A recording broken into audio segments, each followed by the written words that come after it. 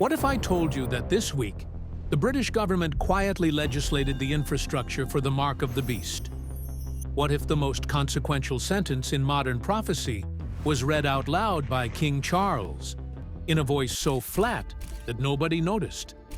And what if the same machine is being built right now on 5 continents, by governments that agree on almost nothing else? Stay with me, because by the end of this video, you'll see why what happened in London 3 days ago isn't a British story. It's a global one. And the Bible described it 2,000 years ago. May 13th, 2026. The state opening of Parliament. The mace on the table. The peers in ermine. The imperial state crown riding in its own carriage. King Charles walks through the sovereign's entrance, the same door every monarch since the war has used, sits on a gilded chair older than most countries, and reads the laws his ministers intend to pass. 30 pages in, between infrastructure and education, one sentence. My ministers will also proceed with the introduction of digital ID that will modernize how citizens interact with public services. Modernize, interact, public services. Soft words, in soft order, in a soft voice.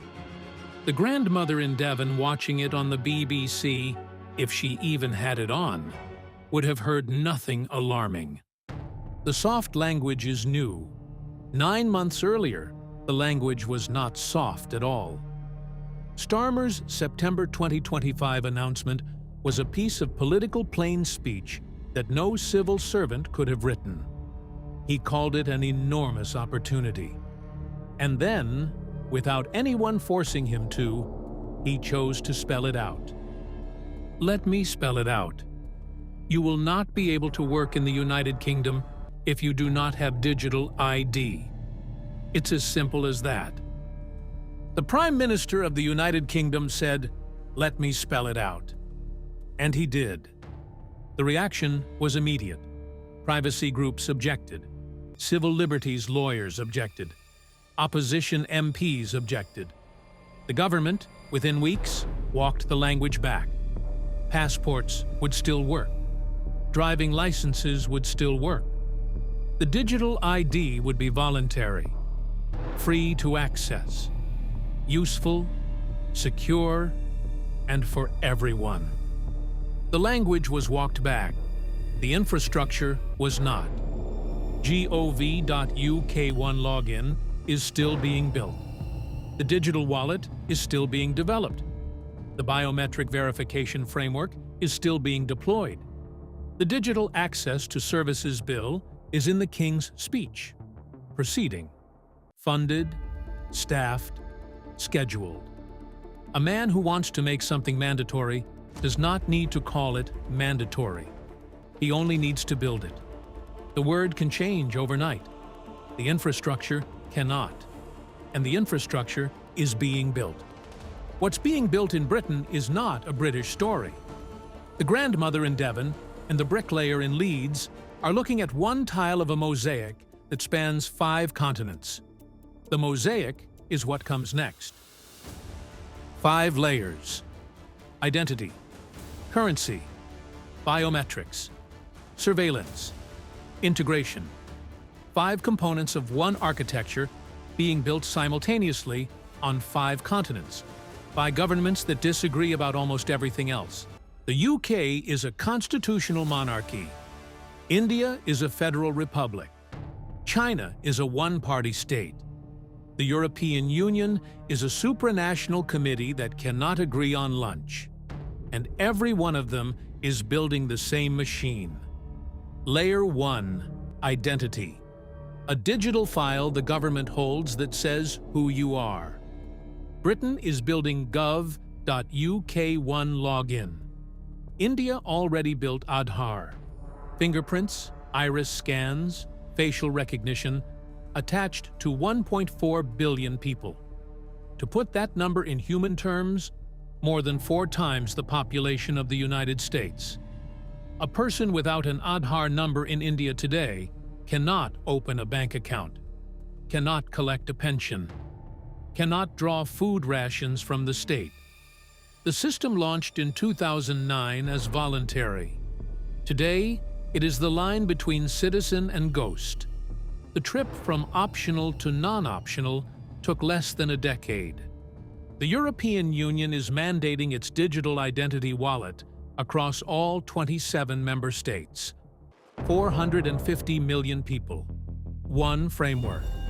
Then there is the one most people have not heard of. World ID Iris Scanning Chrome, orbs the size of a football, set up in shopping centers in Atlanta and Austin and London, funded in part by the man who built ChatGPT. You walk up, you look into the orb. It reads the pattern on your iris, a pattern unique to you, unchangeable, with you until the day you die. And it issues you a cryptographic proof that you are a real human being. The pitch is proof of personhood in the age of AI. The exchange is your biology for a credential. 25 million people have done it already. Layer 2. Currency. Identity without money is a database. Identity attached to money is a leash. Central bank digital currencies. Programmable money. 11 countries have launched one. 49 more are running pilots. China's digital yuan is already in use in major cities, plugged directly into the social credit system. The word to sit with is programmable. Cash cannot be programmed. The pound coin in your pocket does not know what you intend to buy. It does not know whether you have been a good citizen this week. It does not know whether the date has passed at which the government would prefer you spent it. A central bank digital currency knows all of those things. The rules can be written into the money itself. A government can set an expiry date. A government can restrict where the money is spent. A government can refuse to let it pay for fuel above an allocation. A government can block alcohol on a Sunday. A government can stop it paying for a flight out of the country during an emergency. The money becomes a rule book. The rule book lives inside every transaction in the economy. Layer 3. Biometrics. The body itself becoming the password. A Polish company called Walletmore sells an implantable payment chip about the size of a grain of rice. You can buy one online. You can have it injected by a piercing technician into the webbing between your thumb and your index finger. On your right hand. Thousands of people have already done it. You wave your hand at a card reader and the coffee is paid for. In 2017, a vending machine company in Wisconsin called 3 Square Market threw a chipping party for its employees. They held it during the lunch break. There was cake. The local news covered it for a day and forgot about it. The chips went in the right hand. Add facial recognition cameras in Chinese train stations. Add iris scans at European airports. Add fingerprint sensors on every smartphone on Earth. The body itself is becoming the credential. Layer 4. Surveillance. The thing that turns the architecture into enforcement. The system already exists. It already restricts buying and selling based on behavior. The condition today is compliance with the state, not worship of a man. But the machinery is identical to the machinery Revelation describes. London has more CCTV cameras per square mile than almost any city on Earth, tied into AI software that can pick a face out of a crowd in real time. The infrastructure for total monitoring already exists in the same country that just legislated the Digital Access to Services Bill. Layer 5. Integration. The endpoint. Elon Musk's company Neuralink has implanted brain-computer interfaces into more than a dozen human patients. The current use is medical, letting paralyzed patients move a cursor on a screen by thinking. The stated long-term goal, repeated publicly, is direct integration between the human brain and digital systems. Notice the trajectory. The phone in the pocket, 2007. The watch on the wrist, 2015. The chip in the hand, beginning now. The interface in the brain, beginning now. Each step closer to the body. Each step harder to remove. Each step makes the step before it look quaint. And the trajectory does not reverse. It accelerates. 5 layers: identity, currency, biometrics, surveillance, integration. All being built at the same time, on 5 continents, by governments that disagree about everything except this. Which raises the question nobody is asking. How do governments that cannot coordinate on anything else end up building the same system at the same time? The United Kingdom and China are not friends. The European Union and India do not take orders from the same room. There is no treaty mandating digital identity. There is no world government. There is no committee in Geneva ordering the chips. And yet, on 5 continents, in dozens of capitals, the same architecture is being assembled by hands that do not speak to each other. The Bible answered that question 2,000 years ago. Revelation 17, verses 12 to 14. And the 10 horns which thou sawest are 10 kings, which have received no kingdom as yet, but receive power as kings 1 hour with the beast. These are of one mind, and shall give their power and strength unto the beast. These shall make war with the Lamb, and the Lamb shall overcome them. For he is Lord of lords, and King of kings. And they that are with him are called, and chosen, and faithful. 5 details in that passage. Take them slowly. Received no kingdom as yet. These are not old monarchs inheriting old thrones. These are new power holders, authorities that did not previously exist, coming into being through the construction of the system itself. The administrator of India's Aadhaar database controls the identity credentials of 1.4 billion people, and that office did not exist before 2009. The architects of the EU's digital identity framework hold sway over 450 million citizens, and that authority did not exist before the EDIS regulation was drafted. The operators of central bank digital currencies will control the conditions under which money moves, and that is a power no human institution has ever held. The system is creating the kings. The kings did not create the system. They are taking thrones the architecture itself has built for them, often without noticing they have done it. Of one mind, not one government, not one treaty, one mind. The convergence does not need coordination.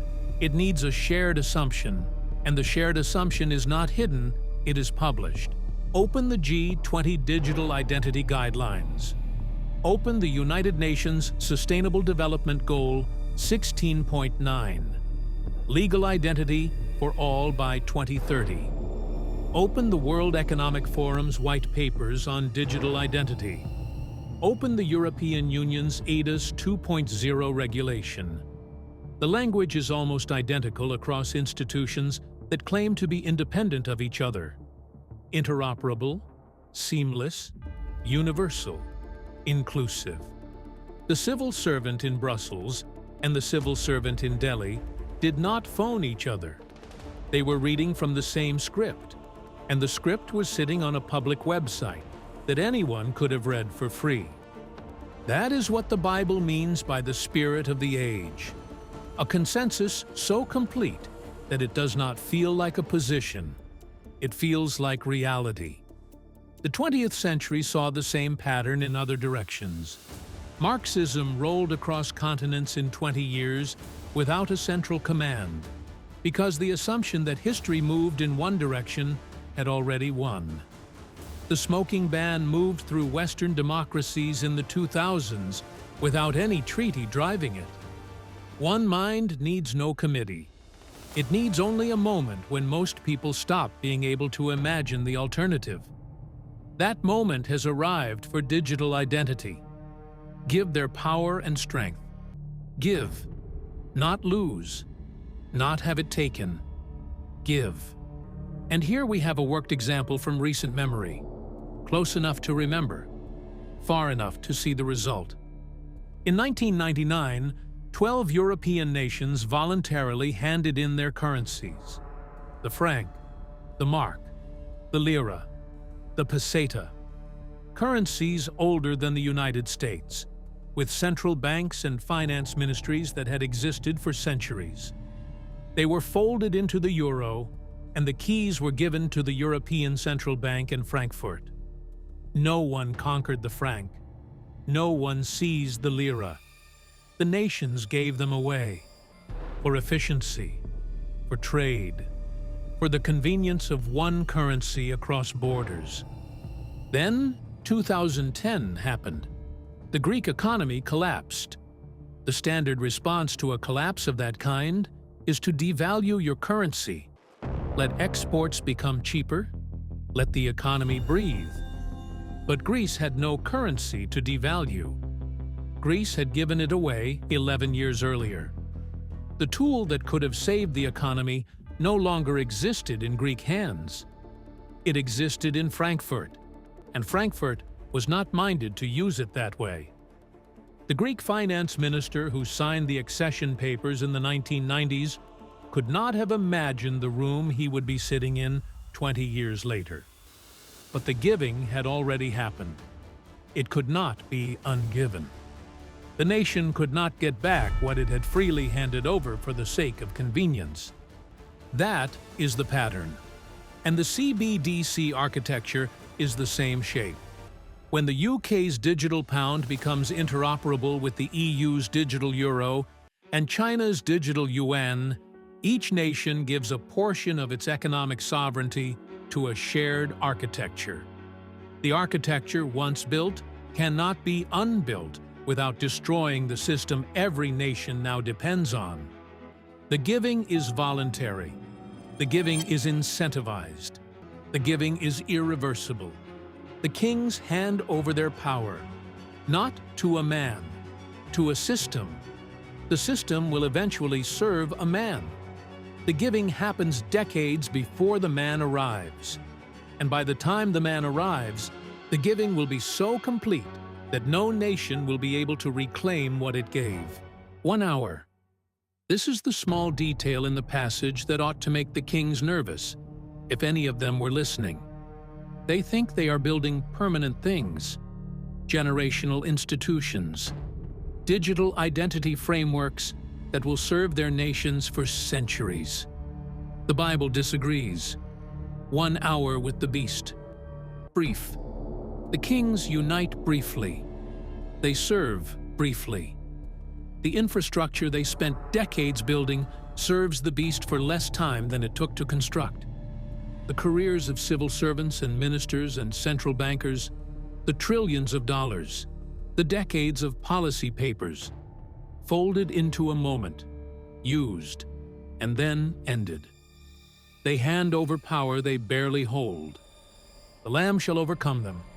5 layers, 5 continents, dozens of nations, trillions of dollars, G20 guidelines, UN goals, EU regulations, central bank pilots, biometric databases, surveillance networks. The most powerful governments and corporations on Earth, pulling in the same direction without knowing they are pulling. And the Bible spends 1 sentence on the outcome. The Lamb overcomes. Not a counter-system, not a better technology. The Lamb, Jesus Christ, Lord of Lords, King of Kings. The system fails, the infrastructure falls, the kings are defeated, and the people who belong to him are called and chosen and faithful. The infrastructure may be built, the sovereignty may be surrendered, the convergence may accelerate, and the Lamb overcomes. The chapter most people skip is Revelation 13, The one most people quote without reading is verse 18, 6, 6, 6. The chapter is more specific than the quotation suggests. It names body locations. It names economic functions. It names a person. Revelation 13, verses 16 to 18. And he causeth all, both small and great, rich and poor, free and bond, to receive a mark in their right hand or in their foreheads, and that no man might buy or sell, save he that had the mark, or the name of the beast, or the number of his name. Here is wisdom. Let him that hath understanding count the number of the beast, for it is the number of a man, and his number is 666. 5 details. Take them one at a time. All, small and great, rich and poor, free and bond. The system is universal, not optional, not regional, not for one class of person. Everybody, which is also the structural word Starmer used in September. You will not be able to work. Not some, not most. You. The universality the Prime Minister announced and then walked back is the same universality the Apostle described in the year 95. Right hand or forehead. 2 body locations. The wallet more chip goes in the right hand. The world coin orb reads the iris on the forehead. The match is not poetic. It is anatomical. The text names the place. The technology meets the text at the place. No man might buy or sell. Economic control. Not military, not legal, economic. The most ordinary daily activities of human life. Buying bread, paying rent, putting fuel in the car, controlled by whether you are inside the system.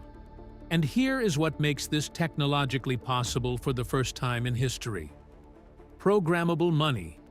A central bank digital currency can be written to require digital ID verification on every transaction. Not the merchant refusing the sale, not the bank declining the card, the money itself refusing to move. No credential, no transaction, no mark, no buying or selling. The mechanism Revelation describes is not theoretical. It is being written into the code of currencies right now. Save he that had the mark.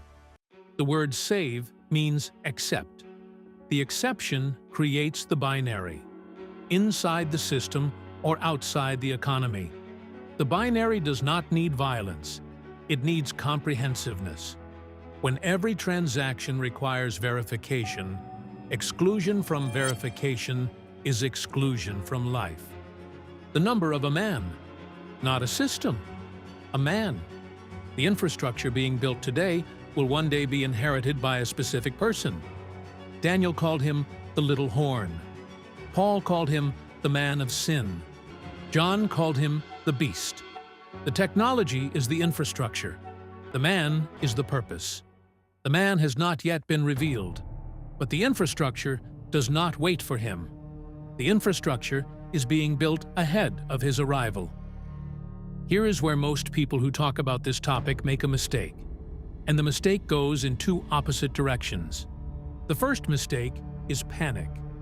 Treating today's digital ID as if it were already the mark of the beast, and concluding that anyone who enrolls is damned. That is not what the Bible says. The second mistake is dismissal. Treating today's digital ID as obviously not the mark, and concluding that the whole topic is irrelevant. That is not what the Bible says either. The Bible draws a distinction that the panic and the dismissal both miss. The mark of the beast is not the chip. The mark of the beast is not the digital ID. The mark of the beast is not the central bank digital currency. Those things are the infrastructure. The mark is the worship. Revelation 13, verse 15. And he had power to give life unto the image of the beast, that the image of the beast should both speak, and cause that as many as would not worship the image of the beast should be killed. Worship, not enroll, not scan, not participate. Worship, The mark is connected to the worship of a specific person, the beast, who has not yet been revealed.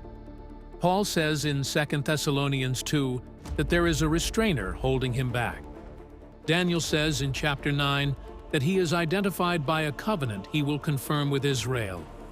Neither of those things has happened. The man who demands the worship has not stepped forward, and the mark cannot exist without him. A digital ID in 2026 is not the mark. The covenant has not been confirmed. The restrainer is still holding. The worship has not been demanded. But, and this is the sentence to take home, when the man does step forward, the system will already be built. The digital IDs will be deployed. The currencies will be programmable. The biometrics will be normalized. And the man who walks into that infrastructure will inherit a machine that took decades to build. And he will add one thing the builders never intended: worship. The builders are not evil. That should bother you more, not less.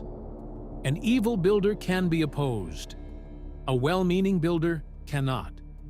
The civil servants writing the Digital Access to Services Bill are not trying to construct the beast system. They are trying to make immigration enforcement easier. They are trying to make benefits fraud harder. They are trying to make it less of a nuisance to prove who you are at a post office. They are solving real problems with real technology. And they are leaving behind a machine that will one day do something they never imagined. Revelation 14, verse 9. If any man worship the beast and his image, and receive his mark in his forehead or in his hand, the same shall drink of the wine of the wrath of God, which is poured out without mixture into the cup of his indignation. Without mixture. Full strength. The wrath of God on those who worshipped. The convenience is temporary. The consequence is eternal. The builders cannot see that, and the strong delusion is the reason why. We will come to the delusion. First, the geography. The UK matters in this story more than India and China do. Not because Britain is bigger, it isn't. Not because Britain is richer, it isn't. The UK matters because of where it sits, and because of what it used to be. The prophet Daniel saw 4 beasts come up out of the sea. A lion with eagle's wings, Babylon. A bear raised on one side, Medo-Persia. A leopard with 4 wings, Greece. And a 4th beast, with iron teeth, that devoured and broke in pieces and stamped the rest with its feet. That was Rome. Rome had 10 horns. Out of the 10 horns came a little horn, with eyes like a man and a mouth speaking great things. And Daniel was told the little horn would rise from among the 10. Now lay a map of the Roman Empire on the table. The province of Britannia is in the top left corner. London was a Roman administrative town called Londinium. There is still a wall in the city of London that was put up by the Roman governor in the 2nd century. France, Germany, Italy, Spain, the spine of the empire, are also the spine of the modern European Union. The Mediterranean that the Romans called Mare Nostrum, our sea, is now ringed with the central banks piloting programmable currencies. The infrastructure is being built on the territory of the 4th beast. The little horn comes up from among them. That is the geography. The history is darker. 200 years ago, Britain was sending the gospel to the world. A cobbler named William Carey sailed for India in 1793 and started the modern missionary movement. Hudson Taylor walked into the interior of China. The London Missionary Society, the Church Missionary Society, the Baptist Missionary Society, they were all founded in the same city that now legislates digital ID. The King James Bible, the most printed book in human history, was translated in England in 1611 by command of an English king. The British and Foreign Bible Society, founded in London in 1804, translated the scriptures into more languages than any organization in the history of the world. And in 1917, a British Foreign Secretary named Arthur Balfour wrote a letter to Lord Rothschild that said, His Majesty's government viewed with favor the establishment in Palestine of a national home for the Jewish people. Britain was the nation that controlled the land. Britain made it possible. Genesis 12, verse 3. God speaking to Abraham, I will bless them that bless thee, and curse him that curseth thee. The nation that translated the Bible into the world's languages, sent missionaries to every continent, and made the modern state of Israel possible was the same nation that ended up ruling a quarter of the Earth's surface. It is not a small fact that the largest empire in human history rose out of the smallest country in the world to send so many missionaries. The blessing and the empire arrived together. And then the trajectory reversed. In 1939, with the Jews of Europe trying to flee Hitler, Britain issued a white paper severely restricting Jewish immigration to Palestine. The door was closed, the ships were turned away. Within a single generation, the British Empire collapsed. India went in 1947. The Palestine Mandate was surrendered in 1948. Suez was lost in 1956. The African colonies were gone by the mid-1960s. An empire on which the sun was supposed never to set was reduced to a mid-sized island in less than 30 years. The dates are not in dispute. The sequence is not in dispute. The British Bible teacher David Pawson spent the last 30 years of his life pointing at this trajectory and asking the British Church why it could not see what its own history was telling it. The spiritual decline accelerated after the empire fell. The progressive removal of Scripture from school. The closure of thousands of churches across the country, converted into flats and restaurants and warehouses. There is a church in Hackney that is now a climbing wall. There is a chapel in Norwich that sells sofas. The buildings remain. The presence has gone. And this is why the UK announcement is not the same as the Indian one, or the Chinese one, or the European one, even though the technology is identical.